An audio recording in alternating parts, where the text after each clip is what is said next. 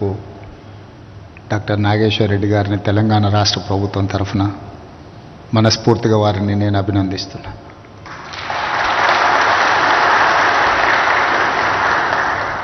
పాతిక సంవత్సరాల క్రితం ఈ నగరంలో గ్యాస్ట్రోఎంట్రాలజిస్ట్ స్పెషలిస్టుగా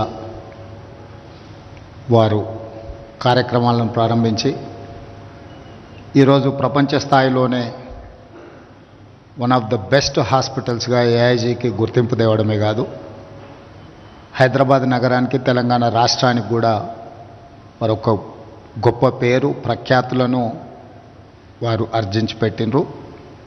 అందుకే భారత ప్రభుత్వం ఈ మధ్యలో పద్మవిభూషణ్ బిరుదు ఇచ్చి డాక్టర్ నాగేశ్వర్ రెడ్డి గారు ఈ దేశంలోనే ఒక గొప్ప వైద్యుడు, పేదలకు అందుబాటులో వైద్యాన్ని తీసుకొచ్చి లక్షలాది మంది పేదల ప్రాణాలు కాపాడడంలో ప్రధానమైన పాత్ర పోషిస్తున్నారు అని చెప్పి కేంద్ర ప్రభుత్వం గుర్తించడం తెలుగువారందరికీ గర్వకారణం.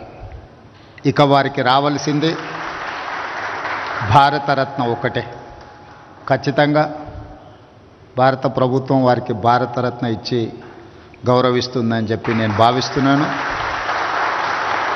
తెలంగాణ రాష్ట్ర ముఖ్యమంత్రిగా నా వంతు ప్రయత్నం డాక్టర్ నాగేశ్వర్ రెడ్డి గారికి భారతరత్న రావడానికి అవసరమైన ప్రయత్నం చేస్తా అని చెప్పి ఈ సందర్భంగా మీ అందరికీ తెలియజేస్తున్నాను. ఈరోజు హైదరాబాద్ నగరం తెలంగాణ రాష్ట్రం ఒక హెల్త్ టూరిజం హబ్గా మారింది. యుఎస్లో జినోమ్ వ్యాల్యూ, యుఎస్లో సిలికాన్ వ్యాల్యూ ఉంటే ఈరోజు మనకు హైదరాబాద్లో జినోమ్ వ్యాల్యూ ఉంది. బల్క్ డ్రగ్స్ ఉత్పత్తిలో దేశంలోనే 35% బల్క్ డ్రగ్స్ ఒక హైదరాబాద్ తెలంగాణ రాష్ట్రం నుంచే మనం ఉత్పత్తి చేస్తున్నాం.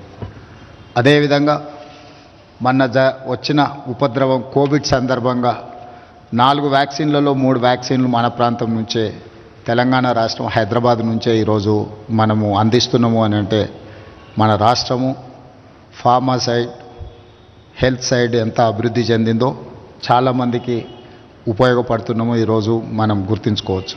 దీనికి ప్రధానమైన కారణం దాదాపుగా 60 సంవత్సరాల క్రితం శ్రీమతి ఇందిరాగాంధీ గారు, పండిత్ జవహర్లాల్ నెహ్రూ గారు ఉన్నప్పుడు IDPL pharmaceutical research institute government of India Hyderabad నగరంలో ప్రారంభించడంతో